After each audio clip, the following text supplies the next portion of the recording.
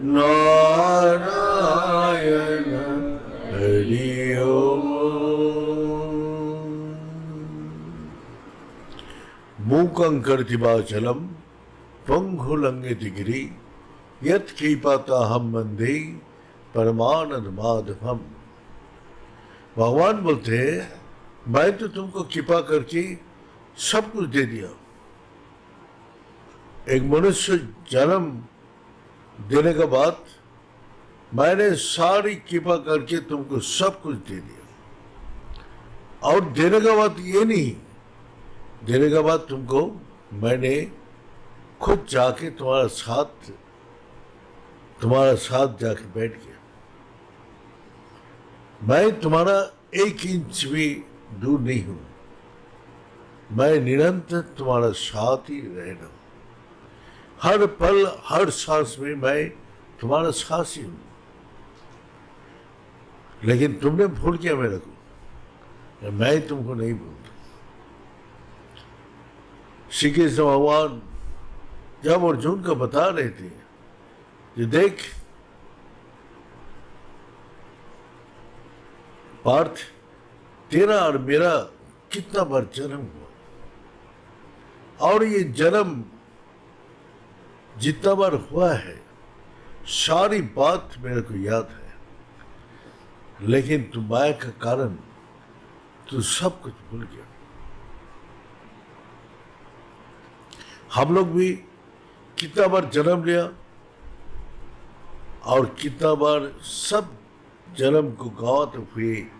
मेरे को अभी तक कोई पता ही नहीं चला मैं कितना बार जन्म लिया, कहाँ कहाँ घुमा, कुछ भी पता नहीं चलते।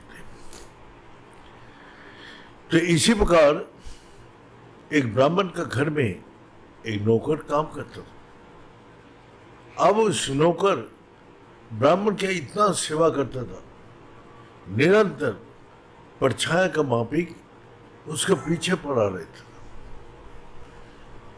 कभी भी कुछ जरूरत पड़े तुरंत सबसे पहले लाके खड़ा कर दे। ब्राह्मण प्रसन्न होके उस नौकर के ऊपर बोला, देख बेटा, एक मंत्र तेरे को दे रहा हूं, इसी से तुम अगर विश्वास और निष्ठा पूर्वक इसको करेगा तो तेरे को हर चीज का ज्ञान हो जाएगा, हर चीज का अनुभव कर सकते हैं। अब वो ब्राह्मण के जैसे सेवा करता था, उसका आशीर्वाद से उसका लगन भी था उस मंत्र को निरंतर करने का, निरंतर उस मंत्र का स्मरण करता था। ऐसा करते करते करते करते उसने देहांत हो गया। कहा जाके जन्म लिया? एक राजकुल में। तो राजकुल में जन्म लेने के बाद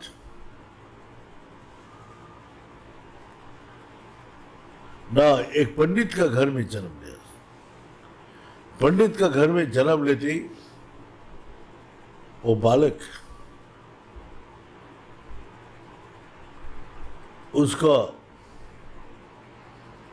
माता का साथ हर रोज मंदिर में जाके बैठा रहता।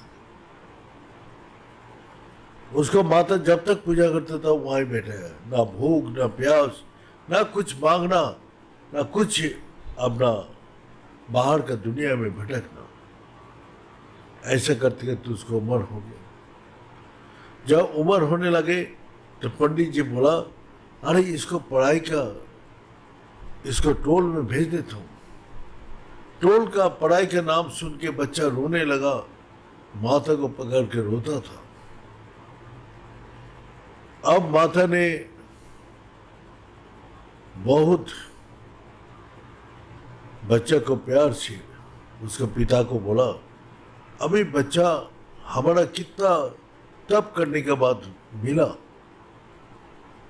और भगवान शंकर जी का तप करने के बाद मिला, तो इसलिए आपको तो मैंने जब बच्चा नहीं मिला तो और एक शादी आपको करने के लिए मैंने बोल दिया था। और उस शादी से आपको 3 पुत्रों का प्राप्ति हो, तो उस बच्चा लोग पढ़ाई कराओ, नहीं इसको छोड़ दो। माता का साथ निरंतर रहता था, ये पूजा पाठ और इसमें मगन रहता। तो उसको तीनों भाई बहुत विद्वान और बहुत प्रसिद्ध पंडित बन गया। सारे भारत में उसका पिताजी का जैसा नाम था, और ऐसे ही तीनों भाई ने ऐसे ही पंडित बन गया। अब उसका प्रशंसा, उसका चारों तरफ उसका नाम हो रहे देख के पंडित जी बहुत खुश हो रहे। और जो अपना बड़ा बहू का जो बेटा था, उसको देख के पंडित जी अपमान करता था, क्या नालायक बच्चा, क्या ये मूर्ख, जो पंडित के घर में मूर्ख जन्म लिया, तेरा धिक्कार है, तेरा को और तेरा बच्चा को बचने का कैसे दुनिया के सामने मुंह दिखाएगा, तेरा बचना ही नहीं चाहिए, मर जाना चाहिए। अब ये सुन के अपना बीवी बहुत दुखी होता था, बड़ा बड़ा बीवी। अब क्या करे, पुत्र का मोह का कारण वो कुछ बोल नहीं पाता था। अब पुत्र जब बड़ा हो गया तो फिर, लेकिन उसको कोई बिगाड़ नहीं है। उसका मम्मी रो रहा है शंकर जी के सामने, उसको कोई भी बिगाड़ हो रहा है, उसको पिताजी आके कितना गाली देके कितना मान करके चला जाता था, लेकिन उसको भाई लोग कितना हम लोग का कितना पुकार अत्याचार करता था, लेकिन वो बालक कुछ नहीं करता था, बालक सिर्फ मुस्कुराता था। तो उसको मम्मी एक दिन बोला, देख मैं बहुत दुखी हो गया, तेरा अंदर क्या है, तू तो एक पत्थर का मपी जड़ है, आज तू अगर नहीं बोलेगा तो मैं सब सागर में जाके डुबकी लगा मर जाऊंगा, तो बात कर आज। तब फिर वो अब बात करने लगा, बोले मैं पिछले जन्म में एक ब्राह्मण का घर में मैंने सेवा किया, और उस मंत्र का प्रभाव से मैं इस पंडित का घर में जन्म लिया, और आपका मभी शुद्ध पवित्र माता का कोक्ष में हमारा जन्म हुआ। आप कितना पुण्यवती है, आप समझ नहीं सक रहे। तो बोला फिर, बोला आपका और मेरे को कितना बार जन्म हुआ, और कितना बार हम लोग पशु पक्षी पेड़ पौधा कीट पतंग कितना बार जन्म हुआ, और यही कर्म ही जो बंधन का कारण है। इसीलिए मैं कुछ भी कर्म नहीं करना चाहता हूं। मेरा को जो सच्चाई का ज्ञान, उस परमात्मा का ज्ञान हो गया, तो ये त्रिभुवन में अतीत वर्तमान भविष्य सब कुछ ज्ञान मेरा है। जानते हुए भी मैं कुछ नहीं करता, सिर्फ भगवान में निरंतर लगा रहता हूं। तो मम्मी बोला, बेटा तुझे बोल रहे हैं ये तो झूठ हो सकते हैं, हाँ? तुझे भगवान को दर्शन करते तो मेरा को दर्शन करा, तुझे भगवान का दर्शन करते तुझे ये सब बात बोल रहे हैं, तो ये सच है कि झूठ है मेरे को कैसे पता चलेगा? तो मेरे को दर्शन करा। तो भगवान शंकर से प्रार्थना की, हे प्रभु, जो मेरा माता आपको दर्शन करना चाहती है, बोला वो अधिकार नहीं है उसका। तो निर्विषय का हृदय निर्मल पवित्र होता है, उसी का हृदय में मैं प्रकाश होता हूं। इसलिए वो देखने का सामर्थ्य नहीं है। हाँ, तू अपना मम्मी का दाहिनी कांध में हाथ रख, तेरा स्पर्श मात्र ही तेरा मम्मी मेरे को देख सकते हैं। अब जैसे उसको मम्मी का दाहिनी कांध में हाथ रखा, उसी समय भगवान शंकर जी का प्रकट हुआ।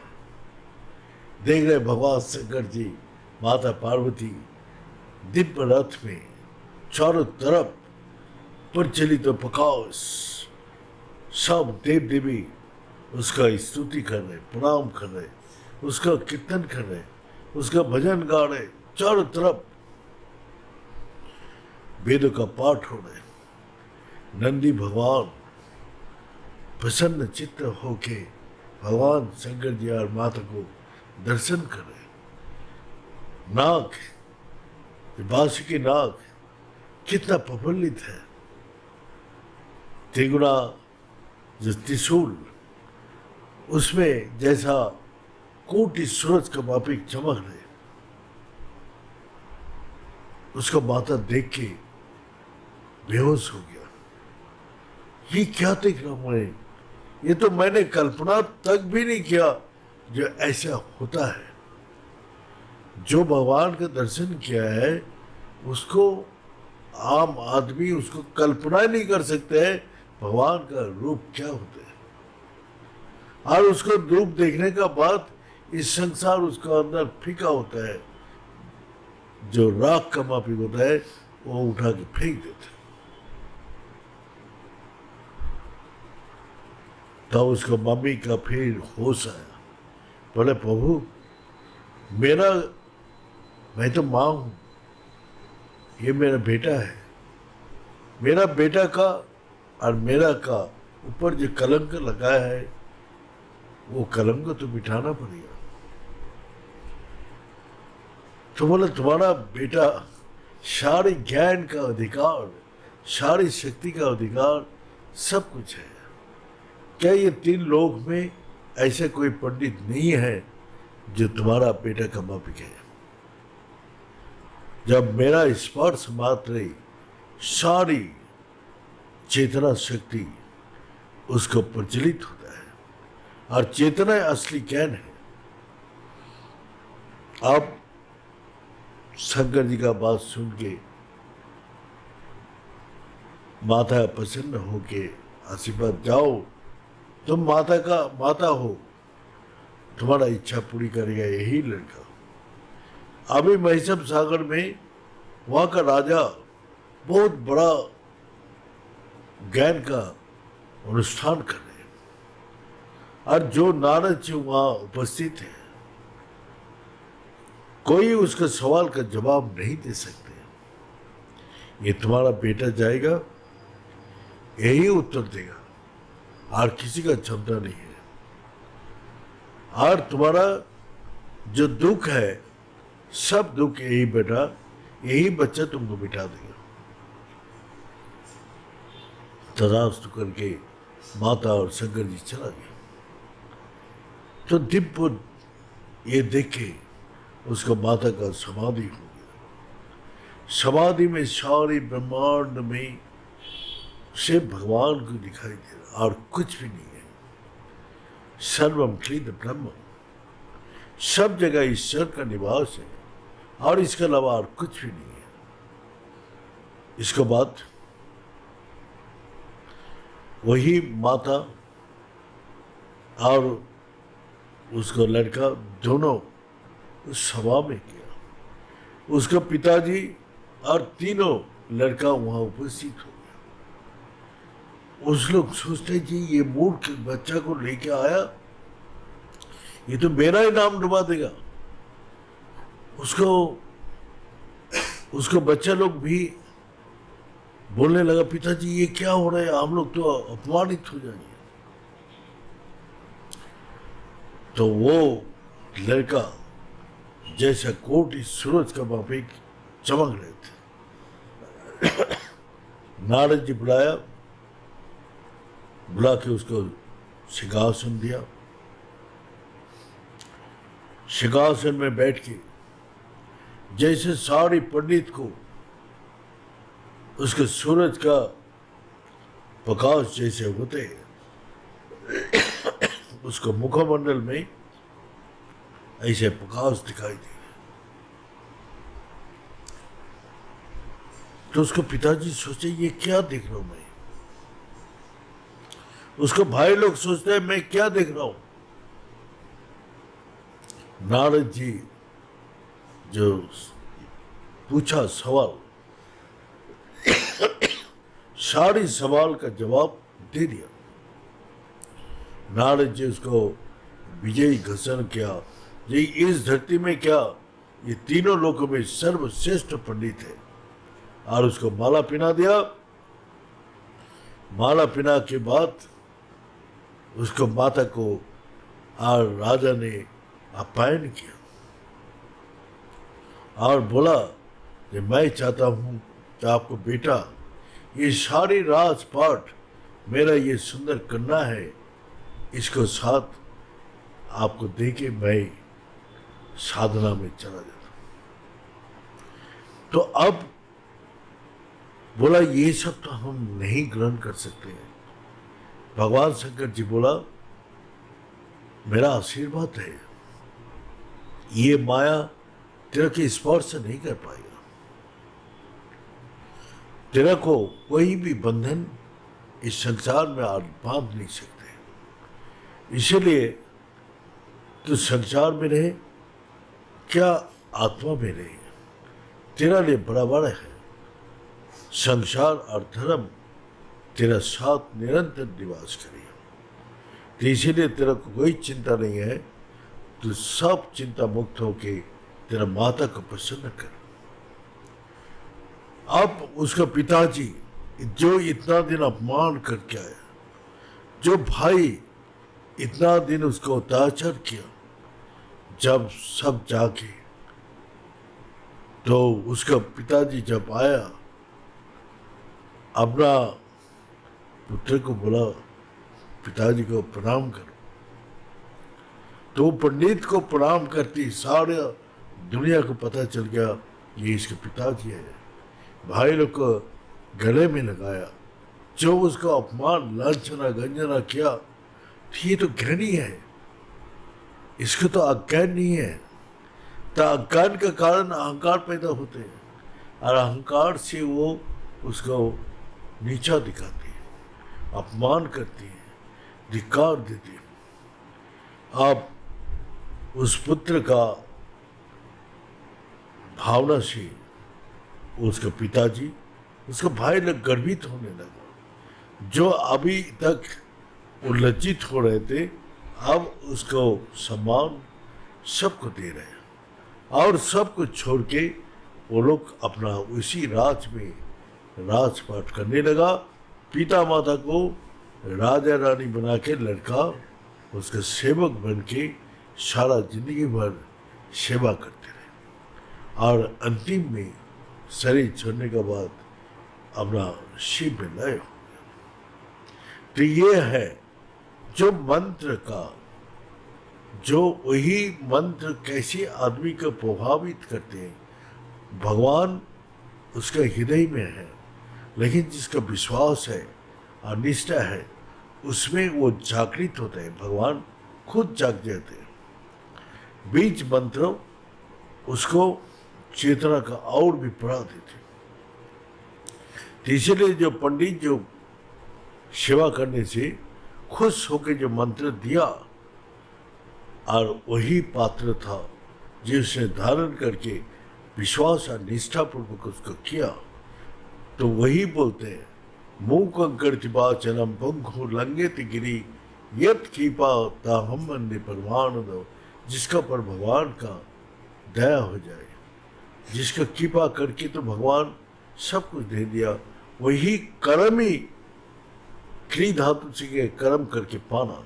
सिर्फ यहाँ कर्म करके आप उस लक्ष्य को प्राप्त कर सकते हैं। इसीलिए इस संसार में भगवान को जो गुरु प्रदत्त मंत्र दिया उसमें निष्ठा पूर्वक विश्वास पूर्वक जो करते हैं उसका मंत्र जागृत होता है और भगवान भी उसका हृदय में जग के सारी चीज़ को अनुभव कराते हैं और अनुभव उसको साथ लेके अंतिम में परमात्मा में लीन हो जाती है।